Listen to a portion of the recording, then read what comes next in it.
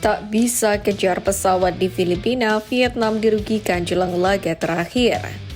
Lawan sang penentu legenda timnas tetap berhati merah putih. Media Amerika Serikat prediksi skuad Garuda jungkalkan Filipina.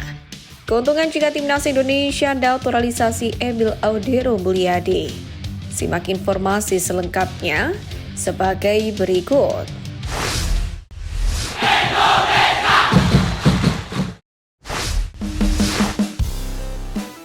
Media Amerika Serikat prediksi skuad Garuda jungkalkan Filipina.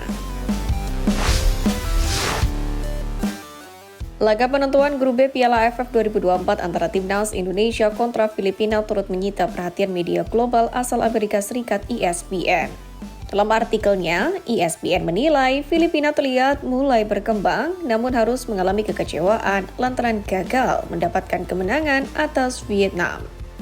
Hal itulah yang membuat The Azkals dihadapkan dalam misi wajib menang saat berhadapan dengan skuad Garuda, yakni demi menjaga asa lolos ke babak selanjutnya. Sementara itu, timnas Indonesia sendiri datang di Piala AFF 2024 ini dengan penuh tekanan dan ekspektasi dari supporter. Namun, ESPN menegaskan bahwa skuad Garuda tetap tidak bisa dipandang sebelah mata. Meski membawa banyak pemain muda, Indonesia pun tetap menjadi salah satu tim kuat dan berpeluang besar lolos ke babak semifinal. Selain itu, pasukan Sintayong pun akan lebih percaya diri karena akan mendapatkan dukungan penuh dari supporter yang hadir di stadion. Terlebih, Filipina pun memiliki rekor yang buruk saat berhadapan dengan tim merah putih. Tercatat The Azkals terakhir kali meraih kemenangan timnas Indonesia pada tahun 2014 yang lalu, di mana hal itu lantas membuat ESPN tetap mengunggulkan skuad Garuda pada laga krusial kali ini. Keuntungan jika timnas Indonesia menaturalisasi Emil Audero Mulyadi. Pertama, pelapis padan bagi Martin Paes.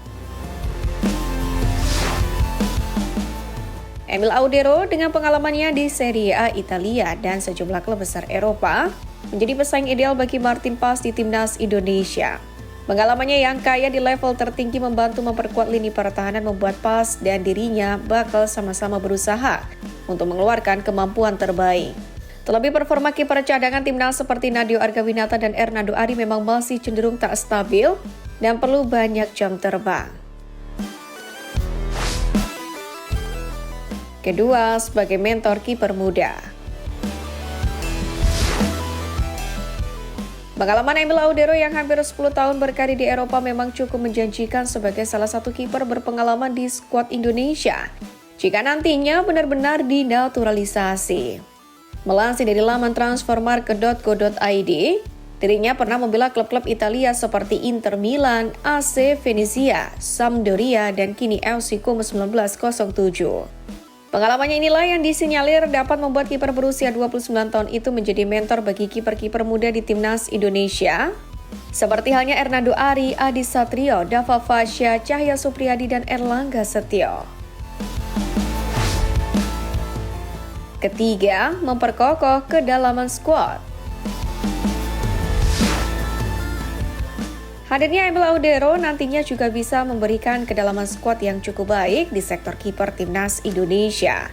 Sejauh ini ada 3 nama utama di sektor kiper timnas Indonesia yang sulit digeser, yakni Martin Paes, Hernando Ari, dan Nadeo Argawinata. Dengan hadirnya Emil Audero, kemungkinan besar stok kiper timnas Indonesia akan bertambah dan kian memperkokoh kedalaman skuad.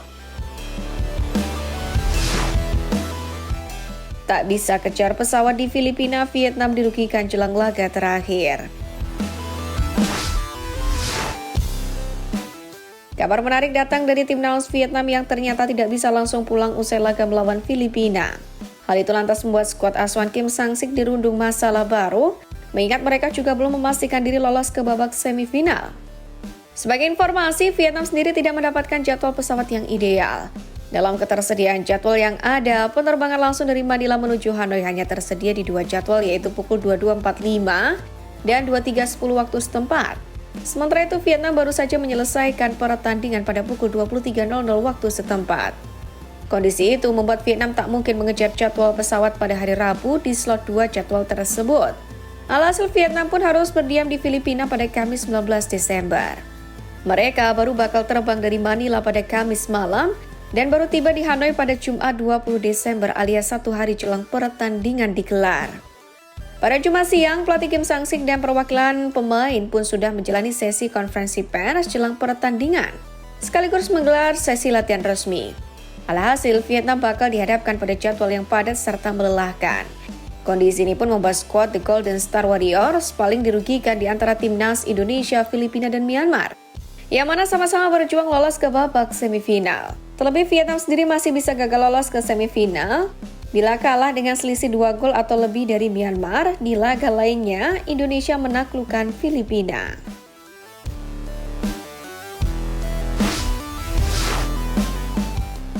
Lawan sang menantu legenda timnas tetap berhati merah putih. Legenda timnas Indonesia Christian Gonzalez tidak dilematis walau sang menantu akan menjadi lawan skuad Garuda di laga hidup mati Piala AFF 2024 nanti. Menantu yang dimaksud adalah Christian Rontini yang kini memperkuat Filipina. Bek 25 tahun itu bermain dalam 2 pertandingan ketika melawan Myanmar dan Laos. Namun Rontini hanya duduk di bangku cadangan ketika menghadapi Vietnam. Besar kemungkinan pemain yang kini memperkuat Madura United itu akan jadi andalan ketika Filipina bertandang ke markas timnas Indonesia. Terlebih ia telah mengenal seluk-beluk skuad Garuda lantaran sudah berkarir di Indonesia sejak beberapa musim lalu. Menanggapi hal ini, Christian Gonzalez sendiri memberikan pernyataan bahwa hatinya selalu ada untuk timnas Indonesia, walaupun menantunya akan bermain bersama Filipina. Yang pasti hati saya selalu ada di timnas Indonesia.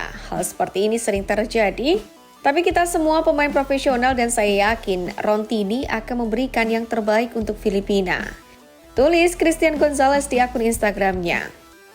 Menariknya, Eloko juga mengingat gol ciamiknya kala menghadapi Filipina di Piala AFF 2010 silam.